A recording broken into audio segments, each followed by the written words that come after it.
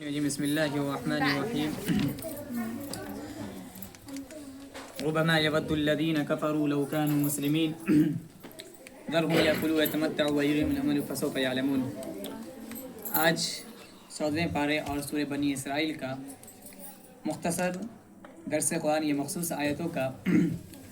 تفسیر بیان کیا جائے گا یا درس بیان کیا جائے گا انشاءاللہ۔ اللہ رب العالمین نے اس پارے کا آغاز میں کہا کہ ربما یود الذین کفروا لو کانوا مسلمین، کہ بسا اوقات کافر یہ چاہتے ہیں یا وہ قیامت کے دن کہیں گے کہ لو کانوا مسلمین، کاش کہ وہ مسلمان ہوتے، یعنی وہ اپنے کیے پر پچھتائیں گے اور کہیں گے کاش کہ میں اسلام لے آتا اور اللہ رب العالمین کی اطاعت کرتا اور اس کے رسول کی اطاعت کرتا، ان کی باتوں کو مانتا۔ وہ کافر لوگ قیامت کے دن یعنی پچھتائیں گے اور شرمندہ ہوں گے اپنے کیے پر۔ تو اللہ رب العالمین کا ہمیں شکر ادا کرنی چاہیے کہ اللہ رب العالمین نے ہمیں مومن بنایا اور ایسی پچھتاووں سے بچایا، اور جو اپنے آپ پر شرمندہ ہو وہاں قیامت کے دن اللہ رب العالمین کے دن شرمندگی ہو۔ اس کے بعد آگے اللہ رب العالمین کہتا ہے کہ انا نحن نزلنا الذکر وانا له لحافظون، کہ ہم نے اس قرآن کو یعنی اس ذکر کو نازل کیا اور ہم ہی اس کی حفاظت کرنے والے ہیں۔ اللہ رب العالمین نے جتنی کتابوں کو نازل کیا، یعنی ذکر سے مراد قرآن کریم ہے، اللہ رب العالمین نے جتنی کتابوں کو نازل کیا، چاہے توریت ہو، زبور ہو، انجیل ہو، اسی طرح ابراہیم علیہ السلام کے صحیفے ہو، موسیٰ علیہ السلام کے صحیفے ہو، یعنی آسمانی جتنی بھی کتابیں کو نازل کیا، اللہ رب العالمین نے اس کی ذمہ داری خود نہیں لی تھی، یعنی اللہ رب العالمین نے اس کتاب کو نازل کیا، بعد میں لوگوں نے اپنی باتوں کو اس میں ڈال دیا اور تحریف کر دیا، ملا دیا، لیکن اللہ تبارک و تعالیٰ نے اس قرآن کریم کی ذمہ داری کو خود لیا۔ اس لیے اللہ رب العالمین کے اس کتاب قرآن کریم میں کوئی شخص ایک حرف بھی بدل نہیں سکتا اور نہ ہی کوئی اس سے گھٹا سکتا ہے یا کمی کر سکتا ہے۔ یہ اللہ رب العالمین نے خود اس قرآن کریم کی ذمہ داری لی ہے، جو کسی اور کتاب کی اللہ رب العالمین نے ذمہ داری نہیں لی تھی۔ اس لیے قیامت تک یہ کتاب انشاءاللہ جیسے آپ صلی اللہ علیہ وسلم پر نازل ہوئی اسی طرح قیامت تک یہ کتاب نازل رہے گی۔ اس کے بعد آگے اللہ رب العالمین نے وہی ابلیس اور انسان کے پیدائش کے بارے میں بتایا کہ اللہ تبارک و تعالیٰ نے کہا کہ وَإِذْ قَالَ رَبُّكَ لِلْمَلَائِكَةِ إِنِّي خَالِقٌ بَشَرًا مِّن صَلْصَالٍ مِّنْ حَمَإٍ مَسْنُونٍ، کہ انسان کو اللہ رب العالمین نے اس کی حقیرانہ کو بتایا، اس کی اپنی اصل حقیقت کو بتایا کہ انسان جو اتراتا ہے، گھمنڈ کرتا ہے، تکبر کرتا ہے اپنی جسامت پر، اپنی خوبصورتی پر اور اسی طرح اپنے جوانی پر، تو اللہ رب العالمین نے بتایا کہ اے انسانوں کی جماعت، تمہیں اللہ رب العالمین نے یعنی میں نے تمہیں ایک ٹھکرے مٹی سے پیدا کیا، یعنی جو وہ مٹی ایک سری ہوئی مٹی تھی، اس لیے اللہ رب العالمین نے ہر انسان کو ایک ناپاک پانی سے پیدا کیا، اللہ رب العالمین نے ایک حقیر پانی سے پیدا کیا،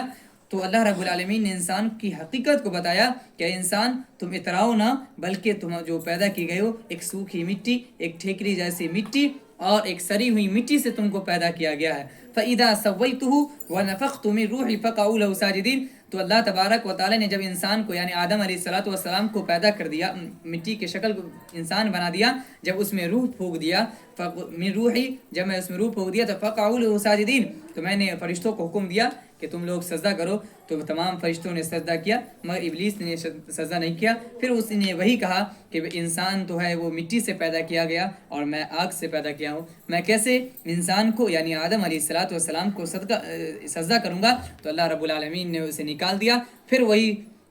شیطان نے اللہ رب العالمین سے کہا، تو اللہ رب العالمین نے کہا وَإِنَّ عَلَيْكَ اللَّعْنَةَ إِلَىٰ يَوْمِ الدِّينِ، اور قیامت کے دن تک تم پر لعنت ہوگی۔ اس لیے وہ اللہ رب العالمین سے مہلت مانگا، قیامت تک مہلت مانگتا رہا اور اللہ رب العالمین نے اسے مہلت دے دیا، لیکن اللہ تبارک و تعالیٰ نے آگے کہہ دیا کہ تمہاری باتوں کو وہی لوگ مانیں گے جو گمراہ ہوں گے، لیکن اگر میرے جو بندے ہوں گے الا عبادک المخلصین، جو مخلص بندے ہوں گے وہ تیری باتوں کو نہیں مانے گا۔ اس کے بعد آگے اللہ رب العالمین نے کہا وَلَقَدْ آتَيْنَاكَ سَبْعًا مِّنَ الْمَثَانِي وَالْقُرْآنِ الْعَظِيمِ، کہ ہم نے آپ کو سبعا من المثانی والقرآن العظیم، 7 آیتیں آپ کو عطا کیا ہے۔ من المثانی والقرآن العظیم، والقرآن عظیم یعنی 7 آیت سے مراد سورہ فاتحہ کی 7 آیت ہے، جو ہمارا ہر نمازوں میں اس کی آیت کی ورد کرتے ہیں، یعنی اس کی تلاوت کرتے ہیں۔ اللہ رب العالمین نے اس آیت میں یہ بڑی عظیم آیت ہے، یہ بڑی عظیم صورت ہے، اس سورہ کی اہمیت کو ہم نے پہلے پارے کے تفسیر میں یا اس کے درس میں ہم نے بتا دیا تھا۔ اس کے بعد آگے اللہ رب العالمین نے ایک جگہ کہہ رہا ہے کہ ہم اور آپ سوچیں کہ اللہ رب العالمین، ہم کب تک اللہ رب العالمین کی عبادت کرتے رہیں؟ تو اللہ رب العالمین نے اس آیت میں جواب دیا کہ تم کیا کرو، فسبح بحمد ربک وکن من الساجدین، کہ تم اللہ رب العالمین کے تسبیح بیان کرو، اس کی حمد و ثنا کرو، اسی طرح اور تم سجدے کرنے والوں میں سے بن جاؤ، وعبد، اور تم اپنے رب کی عبادت کرو، وعبد ربک حتی یأتیک الیقین، یہاں تک کہ یقین یعنی یہاں تک کہ موت نہ جائے۔ پتہ یہ چلا کہ ہمارا آپ کو اللہ تعالیٰ کی عبادت موت تک کرنی چاہیے، کہ جب تک موت نہ آئے تب تک ہم عبادت کو نہ چھوڑے، یعنی موت جب تک نہ آئے ہم عبادت کو نہ چھوڑے، اللہ رب العالمین نے یہاں کہا۔ اس کے بعد آگے اللہ رب العالمین نے پھر دن اور رات کو پیدا کیا، یعنی مسخر کر دیا، چاند سورج کو ہمارے لیے، اس طرح کی تمام چیزوں کو اللہ رب العالمین نے نعمتوں کو ذکر کرنے کے بعد بتایا کہ ہم نے انسان کو، اسی طرح پرندے کو پیدا کیا، جو تم انسان جو پرندے کو کھاتے ہو، اس طرح کے دیگر پھل کو یعنی ثمرات کو اللہ رب العالمین نے پیدا کیا انسانوں کے لیے۔ ان تمام چیزوں کو اللہ رب العالمین نے یہاں ذکر کیا۔ اس کے بعد آگے اللہ رب العالمین کہتا ہے کہ وَأَوْحَى رَبُّكَ إِلَى النَّحْلِ أَنِ اتَّخِذِي مِنَ الْجِبَالِ بُيُوتًا وَمِنَ الشَّجَرِ، اس سے پہلے اللہ رب العالمین کہتا ہے کہ وَلَقَدْ بَعَثْنَا فِي كُلِّ أُمَّةٍ رَسُولًا أَنِ اعْبُدُوا اللَّهَ وَاجْتَنِبُوا الطَّاغُوتَ، کہ ہم نے ہر امت میں، وَلَقَدْ بَعَثْنَا فِي كُلِّ، ہم نے ہر امت میں ایک رسول بھیجا، أَنِ اعْبُدُوا اللَّهَ، کہ اللہ تبارک و تعالیٰ کی عبادت کرو۔ ہر رسول نے کیا کیا؟ وہ دعوت دیا کہ ایک اللہ کی عبادت کرو، وَاجْتَنِبُوا الطَّاغُوتَ، اور طاغوت کی عبادت سے بچو، یعنی سرکشی شیطان سے، اسی طرح معبودان باطلہ کی عبادت سے تم لوگ بچو۔ یعنی اللہ رب العالمین نے کہہ دیا کہ ہم نے ہر امت میں ایک رسول بھیجا، کہ کیا کہ رسول بھیجا اس لیے کہ تاکہ وہ تمہیں ڈرائے، تاکہ وہ تمہیں جنت کی خوشخبریاں دے، تاکہ وہ جنت کی نعمتوں سے تمہیں آگاہ کرے، اسی طرح جہنم کے عذاب سے بچائے، اور کیا کرے؟ معبودان باطلہ ہے، یعنی اللہ رب العالمین کے علاوہ جس کی عبادت کی جاتی ہے اس کی عبادت سے تمہیں بچائے۔ یہ ہر امت کو اللہ تبارک و تعالیٰ نے ایک رسول بنا کر، ایک ہدایت، ایک گائیڈ کرنے والا انسان کو اللہ رب العالمین نے بنا کر بھیجا کہ وہ اپنی زندگی کو اسی کے مطابق زندگی گزارے، تاکہ وہ ایک صحیح انسان کامیاب بن جائے۔ اس کے بعد آگے اللہ رب العالمین نے، میں نے کچھ دنوں پہلے درس میں کہا تھا کہ اللہ رب العالمین نے دو چیزوں میں شفا رکھا ہے، ایک خود قرآن کریم میں اور ایک شہد کی مکھی میں یعنی شہد میں۔ تو اللہ رب العالمین اس آیت میں ذکر کرتا ہے کہ وَأَوْحَى رَبُّكَ إِلَى النَّحْلِ أَنِ اتَّخِذِي مِنَ الْجِبَالِ بُيُوتًا وَمِنَ الشَّجَرِ مِمَّا يَعْرِشُونَ، کہ یہ جو شہد کی مکھی ہوتی ہے تو اللہ تبارک و تعالی نے کہا کہ یہ کہ وَأَوْحَى رَبُّكَ إِلَى النَّحْلِ أَنِ اتَّخِذِي مِنَ الْجِبَالِ، جو پہاڑوں سے، بُيُوتًا وَمِنَ الشَّجَرِ، اسی طرح گھروں میں، اسی طرح درختوں میں یہ اپنے چھتے کو بناتے ہیں، اور وَمِمَّا يَعْرِشُونَ ثُمَّ كُلِي مِن كُلِّ الثَّمَرَاتِ، پھر دیگر طرح طرح کے تمام پھلوں میں سے یا پھولوں میں سے جا کر وہ کھاتی ہے، وہ شہد کی مکھی جا کر کھاتی ہے۔ ثم کلی من کل الثمرات فسلکی سبل ربک ذللا یخرج من بطونها، پھر اس کے پیٹ سے وہ جو غذا نکلتا ہے جسے یخرج من بطونها شراب مختلف الوانه فی شفاء، اور جو مختلف قسم کے رنگوں کے ہوتے ہیں، شفاء للناس، اللہ رب العالمین نے اس میں شفا رکھا ہے۔ یعنی اللہ رب العالمین نے ایک جو شہد کی مکھی کی جو یعنی شہد جہاں سے نکلتا ہے، جہاں سے بنتا ہے، اللہ رب العالمین نے اس تمام چیزوں کو ذکر کر دیا کہ شہد کی مکھی دیگر پھولوں کے پاس جاتی ہے، اسی طرح دیگر پھلوں کے پاس جا کر بیٹھتی ہے، اس کی رس کو چوستی ہے، اس کے بعد وہ اپنے پیٹ سے وہ اس شہد کو نکالتی ہے جو لوگوں کے لیے شفا ہے۔ اللہ رب العالمین نے اس شہد کو بننے کا طریقہ کو بتا دیا، کہ اور کیوں بتایا؟ اس لیے کہ ان فی ذلک لآیۃ لقوم یتفکرون، تاکہ یہ جو نشانی اللہ رب العالمین اس لیے بتا رہا ہے تاکہ تم اس میں غور و فکر کرو اور سمجھو، اللہ رب العالمین کی تخلیق کو سمجھو۔ اس کے بعد آگے اللہ رب العالمین نے کہا کہ واللہ جعل لکم من انفسکم ازواجا ومن الانعام ازواجا یذرؤکم فی لیس کمثلہ شیء وهو السمیع البصیر، یعنی اللہ تبارک و تعالیٰ نے تمہیں میں سے تمہاری بیویوں کو بنایا، یعنی آدم علیہ السلام کے بارے میں کہ حوا علیہ السلام کو اللہ تبارک و تعالیٰ نے آدم علیہ السلام سے پیدا کیا۔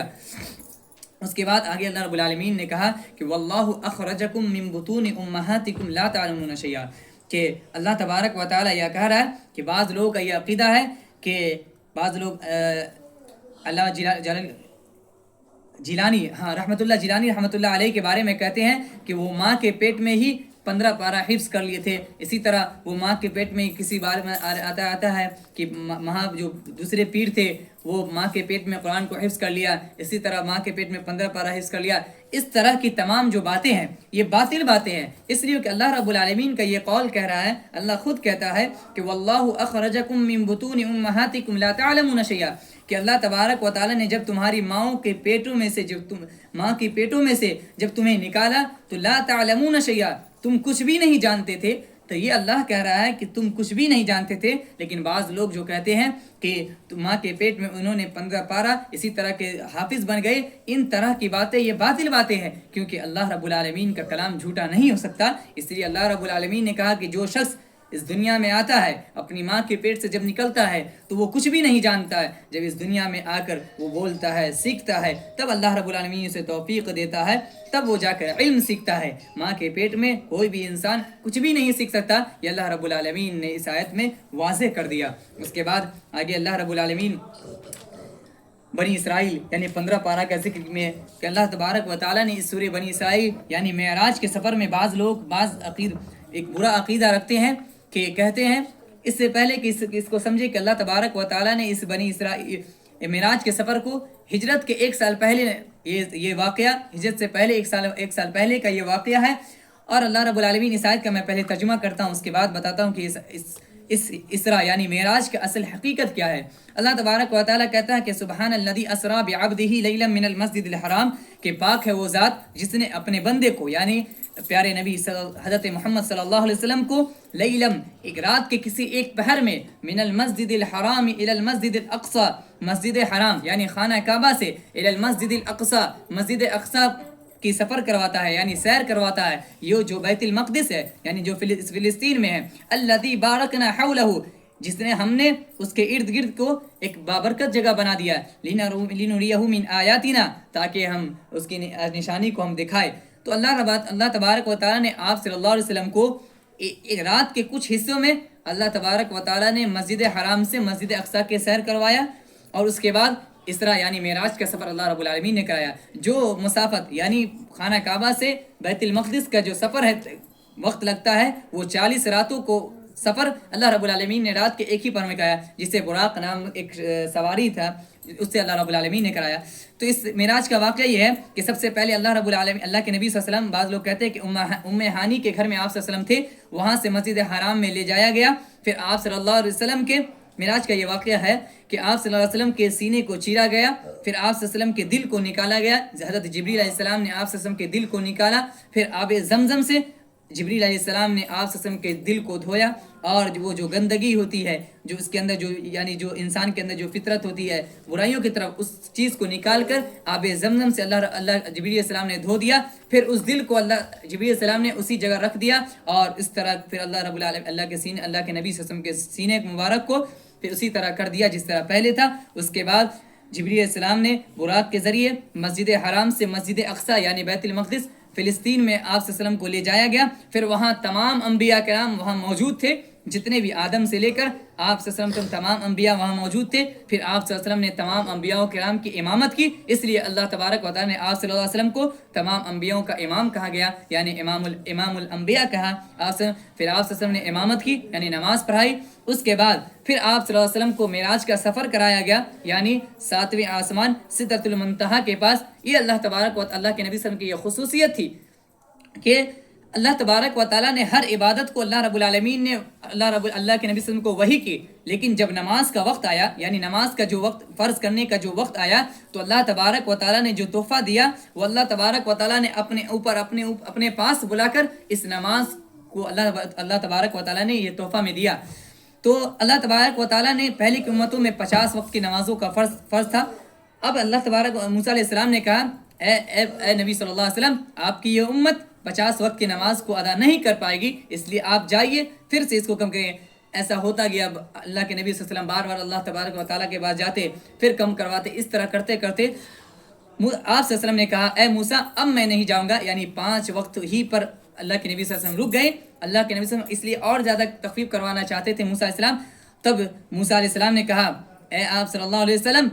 جائیے، اگر آپ کی امت اس 5 وقت کی نماز کو اگر ادا کرے گی تو یہ 50 وقتوں کے نماز کے برابر کا ثواب ملے گا. اللہ اکبر. یہ امت کو اللہ رب العالمین نے اتنی ساری نعمتوں سے اللہ رب العالمین نے مالا مال کیا کہ اگر ہم اور آپ 5 وقتوں کی نمازوں کو ادا کریں گے تو ہمارے 50 وقتوں کی نمازوں کا برکت کے ثواب ملے گا. یہ معراج کا اصل عقیدہ ہے. ایک معراج اسرا کے معراج کے سفر سے ایک یہ اور لوگوں کے اندر برا عقیدہ یہ ہے کہ یہ رجب کے مہینے میں ہوا. اسی طرح 27 رجب کے دن بعض لوگ نمازوں کو خاص کر یہ عورتوں میں زیادہ ہوتا ہے کہ عورتیں نماز رات میں پڑھتی ہے, اسی طرح دن میں جا کر روزے رکھتی ہے. یہ تمام طرح کی باطل عقیدے, باطل عبادات, یہ تمام چیز کسی حدیث میں موجود نہیں بلکہ ضعیف حدیث ہے. ایسی اللہ تبارک و تعالیٰ نے معراج کے سفر کو, کسی کو یہ معلوم ہی نہیں ہے کہ کس دن سفر کا, یہ معراج کا سفر کس دن کا ہوا. یہ 27 رجب یا رجب کے مہینہ میں ایسا کوئی خاص یہ دن, یہ تاریخ نہیں ملتا. اس لیے اس دن عبادت کرنا, اس کے دن عبادت کرنا, روزے رکھنا, یہ تمام تر بدعت ہے, اور ہر بدعت گمراہی ہے, اور ہر گمراہی جہنم میں لے جا سکتی ہے. اس لیے اللہ رب العالمین سے اگر ہم میں یا ہماری ماں بہنوں میں سے اگر جو لوگ اس طرح کی عبادتیں کرتی ہیں تو اب سے اللہ رب العالمین سے توبہ کرے, کیونکہ اگر بدعت میں اگر ہم مبتلا ہو گئے, سنت کو مٹا دیا, تو پھر اللہ تبارک و تعالی ہمیں جہنم میں پہنچائے گا. کیونکہ اللہ رب العالمین کو بدعت, گمراہی, یہ اللہ رب العالمین کو ناپسندیدہ عمل ہے. اس کے بعد میں ایک آیت کو بتا کر کہ اللہ رب العالمین نے کہا کہ وَقَضَىٰ رَبُّكَ أَلَّا تَعْبُدُوا إِلَّا إِيَّاهُ بِالْوَالِدَيْنِ إِحْسَانًا, کہ بعض اولادیں جو ہوتے اپنے ماں باپ پر جس طرح نافرمانی, بدسلوکی کرتی ہے, اللہ رب العالمین نے کہا کہ تمہارے رب نے تمہارے فیصلہ کر دیا ہے کہ تم اللہ رب العالمین کی عبادت کرو اور والدین کے ساتھ احسان کرو, اور والدین کے سامنے رہنے کا طریقہ بتایا. ہمارا آپ میں سے جو لوگ والدین کے سامنے جھڑکتے ہیں, اسے بدسلوکی کی طرح بات کرتے ہیں, اللہ رب العالمین نے کہا کہ اما یبلغن عندک الکبر احدہما, کہ جب وہ دونوں میں سے کوئی ایک بڑھاپے کو پہنچ جائے, او کلاہما, یا دونوں پہنچ جائے, یعنی ماں باپ دونوں پہنچ جائے, فلا تقل لہما اف, تم انہیں ان دونوں کو اف نہ کہو. مفسرین کہتے ہیں کہ اللہ رب العالمین کے نزدیک اگر اف سے بھی کوئی لفظ ہوتا ہے, اف کہتے ہیں آہ کو, یعنی ایک جو دل سے آہ نکلتی ہے اس کو کہتے ہیں اف. اگر اس اف سے بھی کوئی چھوٹا لفظ ہوتا, اللہ رب العالمین اس کو یہاں ذکر کر دیتا کہ تم اف نہ کہو, اور کیا کرو, ولا تنہرہما, اور اسے مت جھڑکو, یعنی اسے جھڑک کر نہ بات کرو. وقل لہما قولا کریما, اور تم کیا کرو, ان کے ساتھ نرمی کے ساتھ بات کرو, اور کیا کرو, وخفض لہما جناح الذل من الرحمہ, اور تم اپنے بازو کو تم جھکا کر رکھو, یہ اکڑ کر نہ چلو, سینہ تان کر نہ کرو, اسی طرح اونچی آواز نہ کرو, من الرحمتی, اور کیا دعا کرو, وقل رب ارحمہما کما ربیانی صغیرا, کہ اے رب ان دونوں پر رحم کر, اے میرے رب ان دونوں پر رحم کر, کما ربیانی صغیرہ, جیسا کہ ان دونوں نے مجھے بچپن میں میری پرورش کی تھی, میری پرورش و پرداخت کی تھی, میرے تمام چیزیں ضروریات کو پورا کیا تھا. اس لیے اے رب العالمین تو ان دونوں پر رحم کر. یعنی اللہ تبارک و تعالیٰ نے یہ ہمیں دعا سکھلایا ہے کہ ہمیشہ یہ دعا کرنی چاہیے کہ رب ارحمہما کما ربیانی صغیرہ. یہ سب سے بڑی جامع دعا ہے. اللہ کے نبی صلی اللہ علیہ وسلم کہتے ہیں کہ جو والدین کے لیے جو سب سے بہترین دعا ہے, ان دو بہترین دعاؤں میں سے ایک سب سے بہترین دعا یہی دعا ہے کہ رب ارحمہما کما ربیانی صغیرہ. آخر میں ہم اللہ رب العالمین سے دعا کرتے ہیں کہ رب العالمین ہم میں سے جس کے والدین گزر گئے, رب العالمین تو ان کی مغفرت فرما, ان کے قبر کے عذاب سے بچا, اور ان کے قبر میں عذاب تخفیف کر, اسی طرح قبر سے نور سے بھر دے, آمین. وآخر دعوانا بالآمین, والسلام علیکم ورحمۃ اللہ.